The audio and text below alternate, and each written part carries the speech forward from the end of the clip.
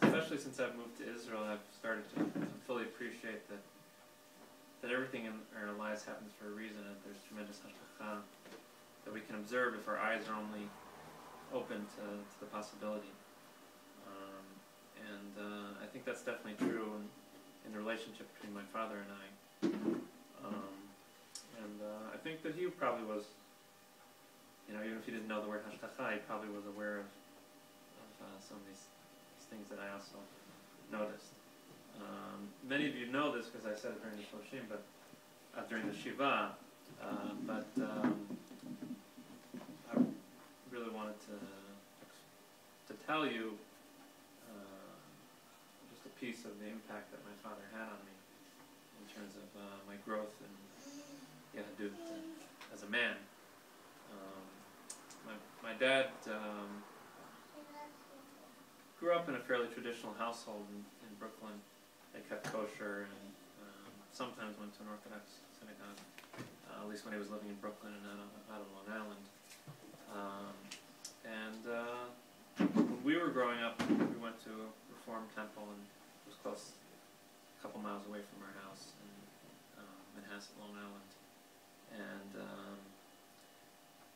for reasons that I didn't fully understand at the time, my dad decided about a year after my bar mitzvah that he wasn't going to be, that their family wasn't going to be a member of the Reform temple anymore, and he wanted to find another option.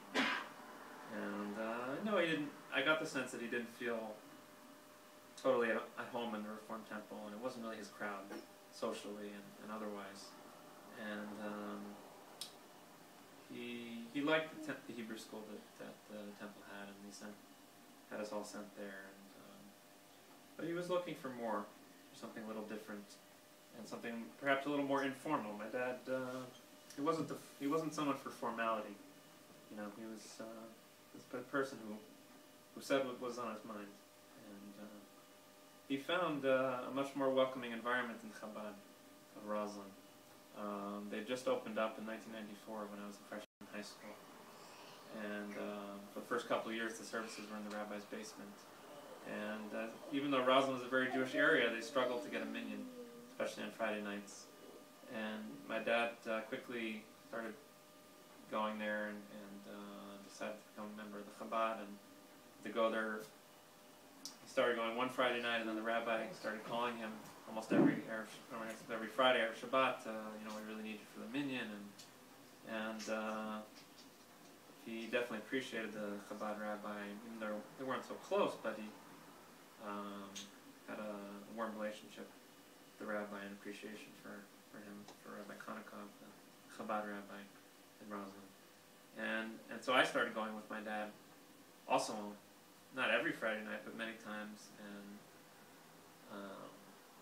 I also found the warm atmosphere in the Chabad very welcoming, and eclectic group of people there I appreciated, and I know that my dad did as well.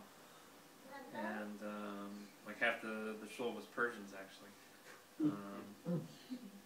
And my dad wasn't so outgoing. He wasn't necessarily that friendly with people in the shul, but he felt connected in a very deep way, such that he kept going to the Chabad almost every Friday night for the next 15 years.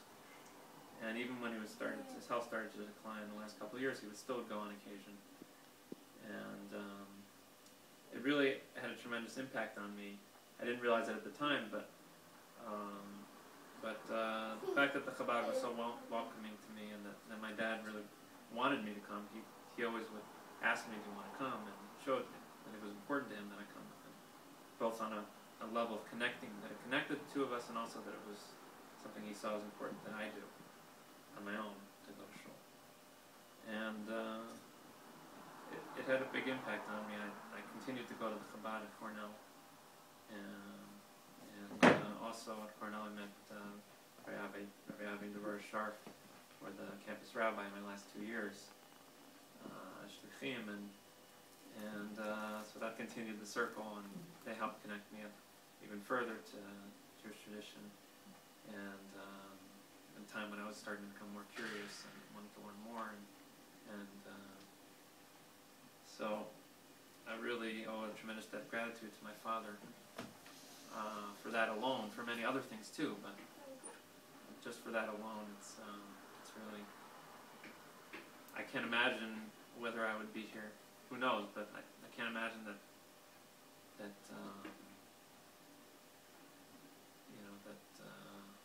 I would be here today in Jerusalem, where I am now, sitting here for my dad, planting that seed, as Reverend Ballard said. And with that, let's start the siyum. Could we just close the window a little bit? Okay. Should I read some of the last few pesukim, or just summarize what's that? We did the last Mishnah. The last Mishnah. Okay. See which one I'll set it. Okay.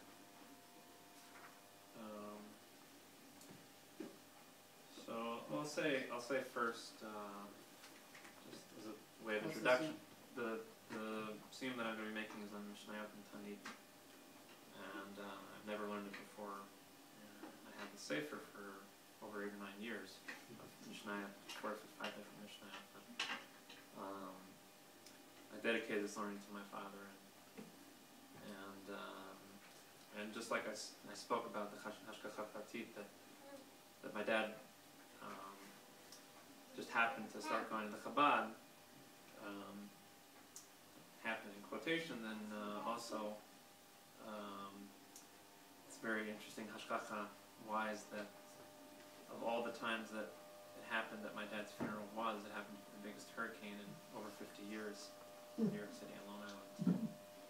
And that has a connection to this Masechet, because the Masechet is about rain and about many other topics as well, but the fasts that many of the fasts that individuals and then later the community take upon themselves are for rain.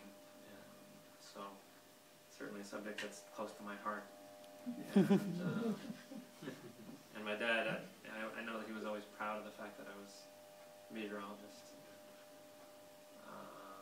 That he always would tell his friends that I was a meteorologist, and even if I wasn't on TV, it brought some pride to him that I could predict the weather and I could give him a forecast. And he would ask me sometimes about what the weather's going to be like.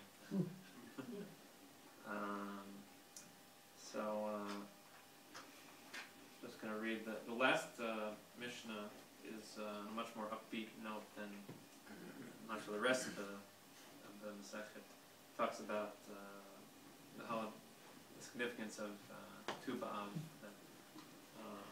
Rabbi Shimon ben Gamliel lo hayu yomim tovim liYisrael kechamisha asar b'Av וכיום הכיפורים שבהן בנות ירושלים יוצאות בכלי לבן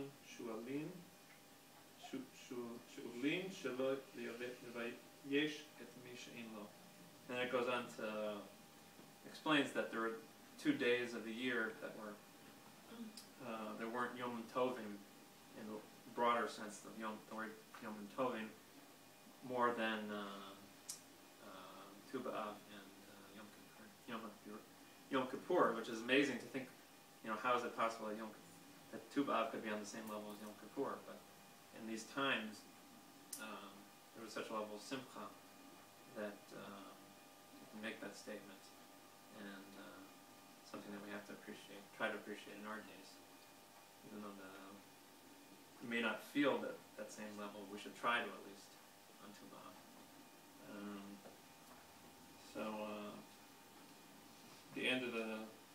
The very end of the Mishnah is kind of a parable about V'omer tenu la mikri yadeh v'yaluha v'sharim ma'asecha v'chein hu omer tza'ena v're'ena berot Zion b'melech Shlomo v'atara she'itra lo imo b'yom chatnato v'yom simchat libo. And I'll just read it, translate it so that those who don't understand Hebrew so well can appreciate the significance of this. It quotes a pasuk that it says in Shir HaShirim,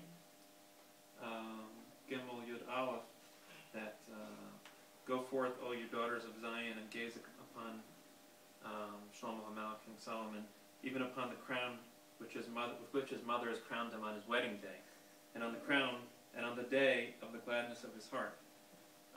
But Kahati explains that this is not really to be interpreted literally, that the deeper meaning is his wedding day is the giving of the Torah, and the day of the gladness of his heart is the building of the temple.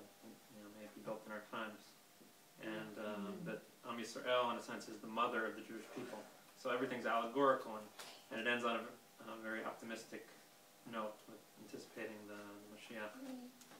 And part of the Masech that I wanted to talk about more is a little earlier on, where it speaks about the fast days. And I think that just learning this Masechet over the last several days has really given me appreciation for just how great rain is, and just how great it is, how significant it is in the eyes of Hashem.